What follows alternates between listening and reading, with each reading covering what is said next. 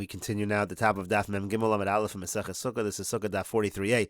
The Gemara in the previous summit had asked, what is the problem with taking a lulav on Shabbos? At most, it's going to be an issue of tiltal, an Isser Muksa Midrabanan, and you have a mitzvah to take the lulav Midoraisa, that should certainly override. And so the Gemara says, Rabbah gives the following answer: we're afraid you're going to take the lulav to a bucky in order to learn some of the halachos, v'yavirenu arba amos b'rishos harabim. Then you're going to end up carrying the lulav 4 amos in rishos harabim. And Rashi over here says, v'yavirenu arba amos b'rishos harabim hu adin dematzi lamemer v'yotzim rishos hayachid rishos harabim. The Gemara also could have said that you might carry from rishos hayachid to rishos harabim. Ela shebarov mekomos v'nyanim amrinon yesh lochash la'avaras arba amos. It's much more common that there's a concern of carrying it 4 amos.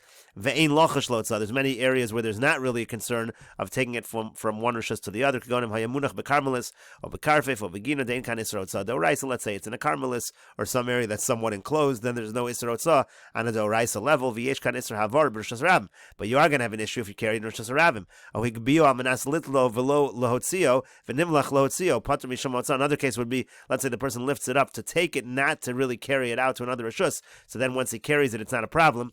Imlo amad lafash bein time, if he didn't stop and pause in the middle, kedamrinim Meseches Shabbos, like it says in Meseches Shabbos. But in any case, the problem is we're afraid you might end up carrying the lulav in a way that is forbidden, and that's why you're not allowed to take it on Shabbos. And the Gemara continues, v'hainu time at the shofar, v'hainu time at the Megillah. It's the exact same thing by shofar. That's why we don't do shofar on Shabbos. Same thing by Megillah. That's why we don't do Megillah on Shabbos. Always a concern that you might come to carry it. And so the Gemara continues, ihachi, if so, if that is the case, yom rishon nami. So on the first day of Sukkot also, again, in the Mishnah it said that there's a difference between if Shabbos falls out on the first day of Sukkot or if Shabbos falls out on some other day of Sukkot. And if Shabbos falls out on the first day of Sukkot, you do take the lulav. But if you have a concern that you might actually end up carrying it, why is the first day any different than the other days?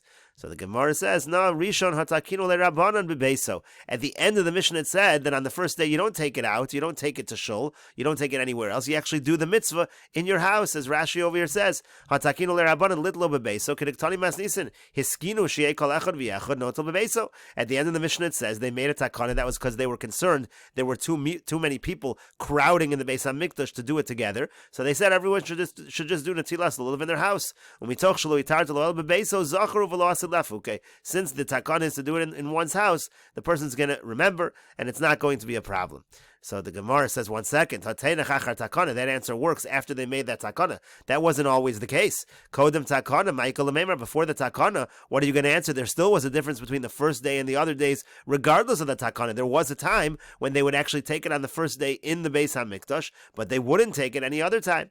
And so the Gemara says, Ela Rishon de'isei min haTorah begvul, and the real answer is as follows. On the first day of Sukkot, there's a mitzvah midoraisa, even outside of the Beis HaMikdash. So therefore, lo gazru b'hu rabbanon. Therefore, the Rabbanan never made their gezerah, and they said if Shabbos falls out on the first day of Sukkot, you're going to do the mitzvah. But Hanoch, the lesnu min haTorah begvulin, but the other days where there's a mitzvah in the Beis HaMikdash, but there is no mitzvah outside the Beis HaMikdash to take lulav. So in those situations, if Shabbos falls out on those days, gazru b'hu Rabbanan. The Rabbanan say that there's a gezerah, and they say you shouldn't take the lulav. And Rashi over here says, Elarishon dechashuva netilaso. The first day, the taking of the lulav is chashuv, dafilu begvulin chayiv, even outside the Beis HaMikdash there's a chiyuv. So lo gazru be Rabbanan lo begvulin v'lo b'mikdash. The Rabbanan made no gezerah, and they said if Shabbos falls out on the first day of Sukkot, you can take the lulav whether you're inside the Beis HaMikdash, whether you're outside the Beis HaMikdash. Aval shar hayomim she'eino min haTorah ela b'mikdash. But the other days where there's only doraisa obligation to take lulav in the Beis HaMikdash, lo chashiva netila did too. Taking the lulav is not so chashiv in those cases. The gazru be Rabbanan mishum v'chum the Shabbos half in mikdash. And there the Rabbanan made a gezerah because of Shabbos, even in the Beis HaMikdash. V'im tomer, and if you're going to ask, Nimsu bezin masnin lakor davar min haTorah, don't we find over here that bezin, the Rabbanan, are coming and they're uprooting a doraisa? So Rashi says, Ha'osvina b'Yavamis. This question is asked in Yavamis.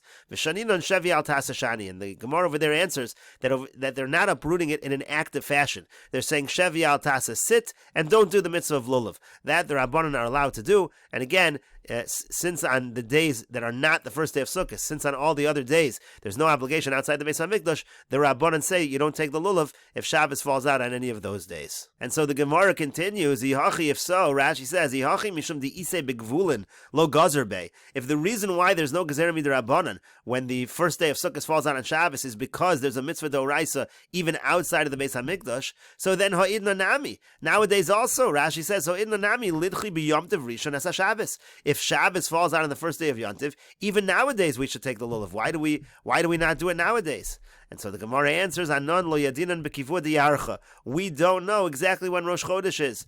Rashi says, lo yadinan b'kivua diyarcha. Shema ein Yom Tov ad l'mocher. We don't know. Maybe Yom Tov is tomorrow. Dehavalon lemeb ad Elul Mu'ber. Maybe Elul should have been a leap month. In other words, we don't know exactly when the first day of Sukkot is outside of Eretz Yisrael. And that's why on the first day, if it falls on Shabbos, we don't take the lulav. So the Gemara says, but if that's the case, inu diyadi b'kivua diyarcha, the people in Eretz Yisrael, as Rashi says, inu b'nei Eretz Yisrael shadayin mekadshin al hariyah. People in Eretz Yisrael, even after there was no Beis Hamikdash, they were being mekadesh the Chodesh through seeing the new moon. They knew exactly when Rosh Chodesh was. So they, when it comes to people in Eretz Yisrael, even after the destruction of the Beis Hamikdash lidchu, we should say that on the first day, if it falls out on Shabbos, you should still take the lulav. And so the Gemara says, enochinami. No, that's actually true. In Eretz Yisrael, they would take the lulav on the first day if it fell out on Shabbos when they knew it was the first day.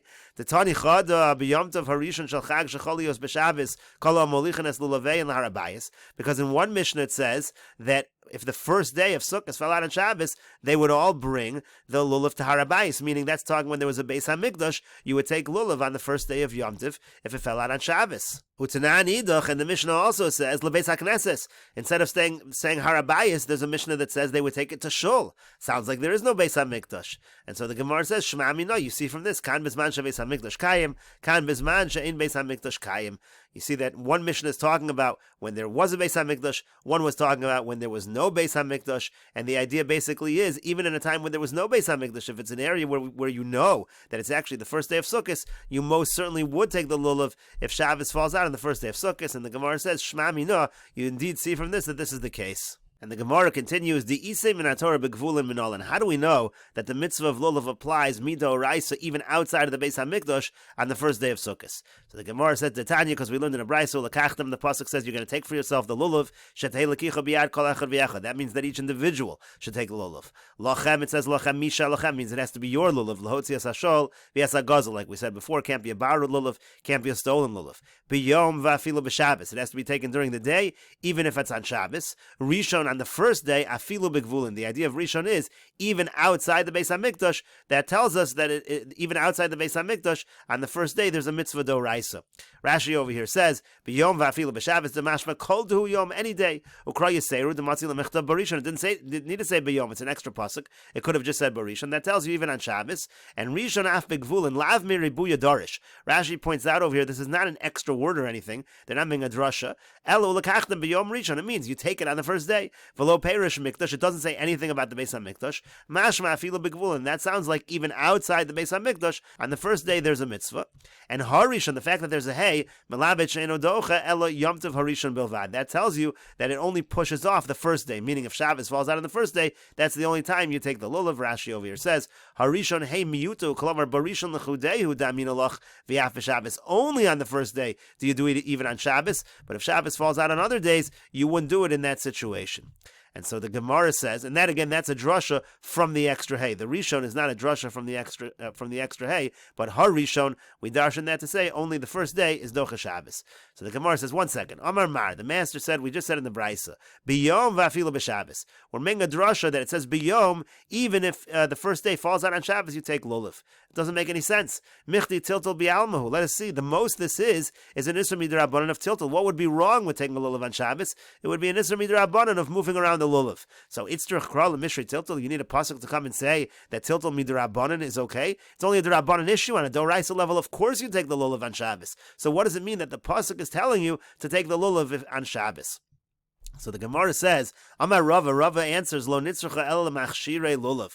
The chiddush over here, the pasuk, the reason you need a pasuk is to say even machshirei lulav, even when you're doing preparations for the lulav. As Rashi over here says, Le machshirei lulav, ba kasav l'lamercha shemachshirei lulav dochenas hashabbos, kelomar tikuneh, fixing the lulav, setting it up.